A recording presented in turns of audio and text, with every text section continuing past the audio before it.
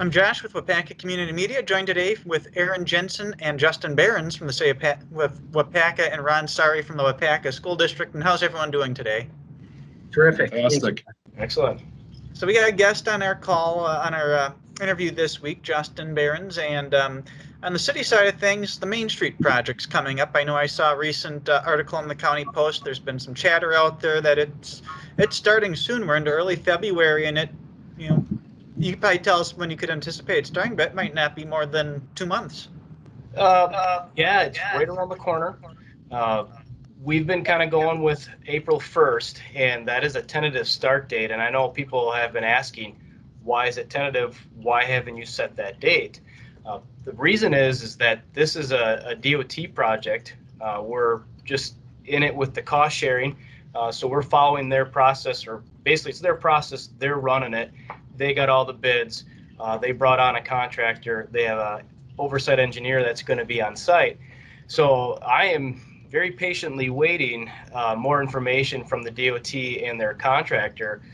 What I've been requesting from them is we need to set up a pre-construction meeting, and we need to set up a public information meeting. And for those two things, I'll be able to get that information of when we're going to start, what's the schedule going to look like, and then I'll be able to disseminate that to the public much better. So right now we're thinking April 1st. It could be a week or two earlier. It could be a week or two later, depending on the weather. But that's all I can go off of right now. I do expect this pre-construction meeting to happen in February, and I would expect a public meeting to happen hopefully early March at this point. And DOT representative will be there. The prime contractor will be there, and they'll be basically running the meeting, and the city, of course, will be there as support. But it's their public meeting, and they're running it, and of course, we'll invite everyone in the public, and especially the downtown businesses. Now, correct me if I'm wrong, that you're going to do, or they're going to do about half of Main Street, and then the other half in phases? Is that what the plan still is? That's correct. So when we break ground for the very first time, it's the Fulton intersection to the north will be started with the project. We have provisions in the contract to get the work within the Fulton Street intersection done like at a very quick rate. So that'll be shut down for a number of days. We'll open it back up again, continue working north of that intersection, and then come back and finish off Fulton Street, open it back up again, and then finally switch it over to south of Fulton Street down to Badger. And the reason we did that is because obviously we identify Fulton Street, that intersection being very important for downtown as the main thoroughfare through. So if we can keep that open through a majority of the project, it'll help the businesses just that much more during a construction project.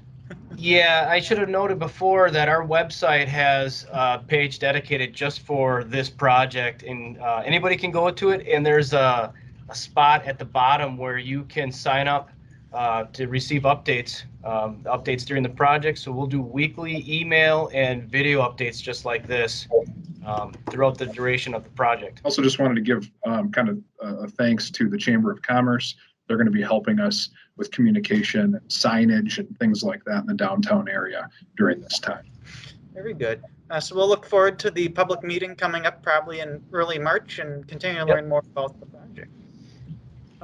Ron, talking before the interview, you still have good news as far as COVID numbers within the school district. You've got more students in the building. Everything's going good so far. Tell us about that.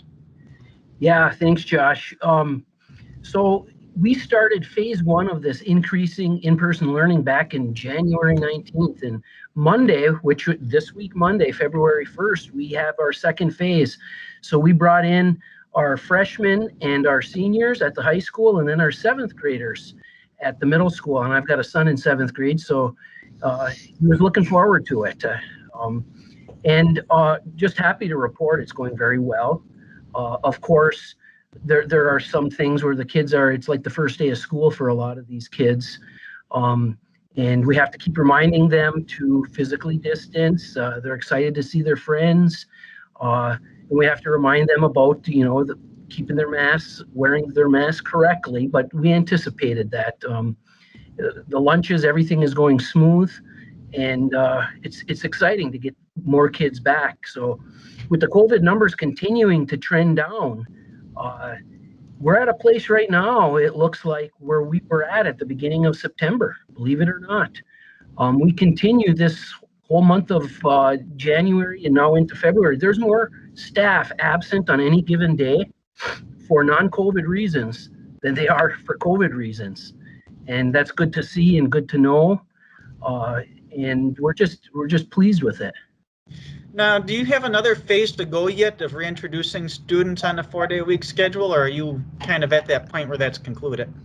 No, you're right. We have one more stage. The final stage will be, we'll decide next week on Wednesday, actually.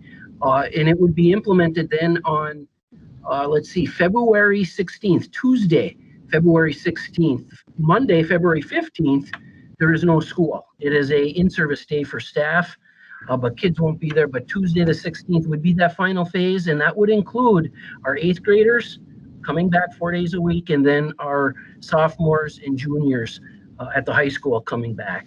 So we're excited about that. And also we're excited that our staff, some of our staff already received vaccinations, depending on their role. But the DHS has announced that the rest of our staff will not be able to get those vaccinations until March 1. That's when they'll start, depending on, the supply and demand piece. But we've already sent our staff lists for those who are volunteering and willing to get the first shot of the vaccine. So I may be jumping the gun a little bit asking this, but once your staff has the vaccine, do you anticipate any more changes this school year on how things look, or are you going to kind of stay status quo with how things are at once you get through phase 3? Every day we monitor this. We check the data. We're looking at our absences, our positives with the county, and we continue to have all of these meetings every week, and that will not be changing at all. Our hope, we're optimistic. We want to get back to as close to normal as we possibly can, and we'll continue to work with our medical providers and take their input on how we can do things.